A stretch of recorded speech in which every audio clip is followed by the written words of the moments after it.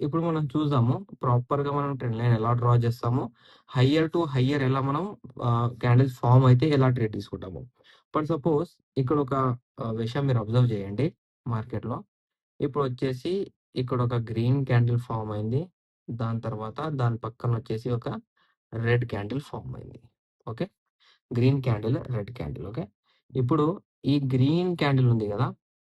ఈ green candle విక్, ఈ రెడ్ క్యాండిల్ విక్ మనం తీసుకున్నాం. ఓకే.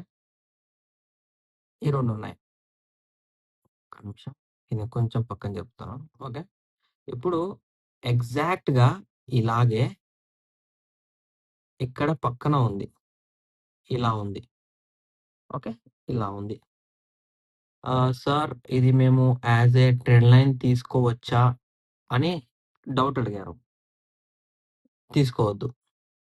ఎందుకు తీసుకోవద్దు అంటే రీసెంట్ బ్రేక్ డౌన్ లెవెల్ దగ్గరికెళ్ళి ఇది రిజెక్ట్ అయింది. కనిపిస్తుందా? ఇది రిజెక్ట్ అయింది. తీసుకోవద్దు. మనం ట్రెండ్ లైన్ తీసుకోవాలి అంటే అది మినిమమ్ లోకెళ్ళి ఒక హై రేంజ్ అనేది ఫార్మ్ చేయాలి. అండ్ ఈ లెవెల్స్ అనేవి ప్రీవియస్ బ్రేక్ డౌన్ దగ్గర ఇలా ఉండకూడదు. ఇలా రిజెక్ట్ కాకూడదు. ఇలా రాకూడదు. ప్రాపర్‌గా న్యూ లోలో న్యూ హై ఉండాలి. ఎలా అంటే ఇక్కడ.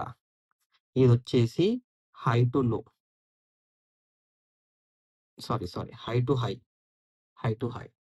ఇది ఏంటి అంటే హై టు లో. ఇలా ప్రాపర్‌గా కిందికి వెళ్ళి మళ్ళీ ఇలా మీద వస్తే మనకు ఇదొచ్చేసి ఒక ట్రెండ్ లైన్ అనేది ఫార్మ్ అవుతది. అర్థమైందా?